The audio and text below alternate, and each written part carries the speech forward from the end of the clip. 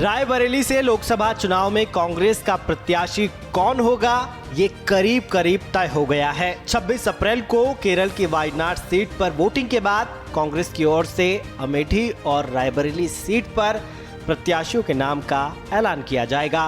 संभावना जताई जा रही है कि अमेठी से राहुल गांधी चुनाव लड़ेंगे और रायबरेली से प्रियंका गांधी कांग्रेस की प्रत्याशी होंगी। रायबरेली कांग्रेस का वो गढ़ है जहां गांधी परिवार का हमेशा से दबदबा रहा है। प्रियंका गांधी की मां सोनिया गांधी यहां से 4 बार की सांसद हैं। 2004 से लेकर 2019 तक वो रायबरेली की सांसद रहीं। अब सोनिया की विरासत को संभालने की जिम्मेदारी प्रियंका गांधी को मिलने जा रही है।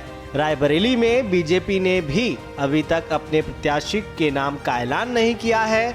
माना जा रहा है कि बीजेपी कांग्रेस के प्रत्याशी का नाम सामने आने के बाद अपने पत्ते खोलेगी, जिसके चलते रायबरेली का मुकाबला रोमांचक होने की उम्मीद जताई जा रही है।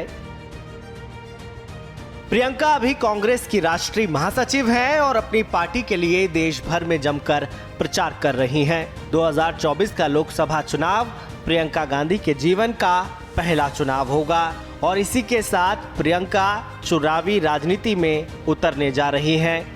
रायबरेली से प्रियंका को चुनावी समर में उतारकर कांग्रेस ये संदेश दे रही है कि उन्होंने यूपी को लेकर उम्मीद नहीं छोड़ी है, वही उम्मीद जो हर गुजरते चुनाव के साथ धूमिल होती रही। आजादी के बाद से लेकर अब तक कांग्रेस का यूपी में लगातार जनाधार घटा है और यही वजह है कि कांग्रेस को 1984 के बाद से किसी भी लोकसभा चुनाव में पूर्ण बहुमत हासिल नहीं हो पाया।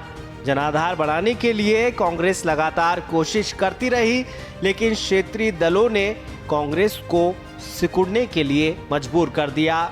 जिस सपा के साथ मिलकर कांग्रेस यूपी में चुनाव लड़ रही है, उसी सपा ने कांग्रेस में बड़ी सेंध लगाई और अपनी पार्टी का विस्तार किया। कई दशकों से कांग्रेस सूबे की सत्ता से बाहर है। अब कांग्रेस प्रियंका के सहारे खोई हुई जमीन को वापस पाने की कोशिश कर रही है।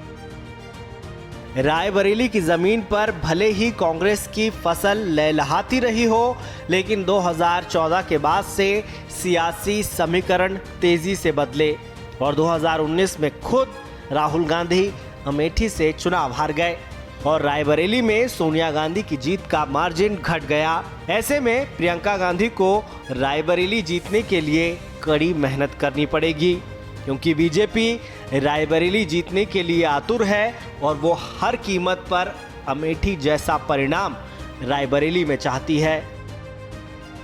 बहरहाल रायबरेली प्रियंका गांधी के लिए नई जगह नहीं है।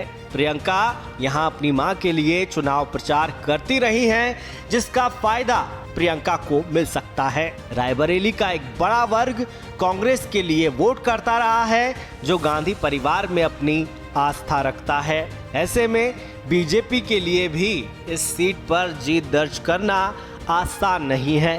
ये देखना बेहद दिलचस्प होगा कि रायबरेली की जनता 2024 में हाथ का साथ देगी या फिर कांग्रेस के गढ़ में कमल खिलेगा।